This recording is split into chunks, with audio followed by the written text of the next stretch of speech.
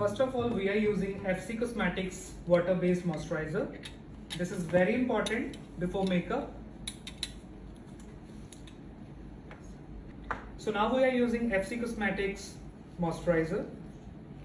This is one of my favorite and it makes skins very hydrated. I always use before makeup.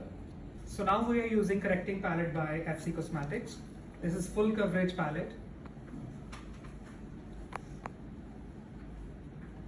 So now we are using two shades of FC Cosmetics foundations. One is of mattifying and second is a little oil based. So I mixed two shades to make a perfect tone. So now we are using contouring palette for contour.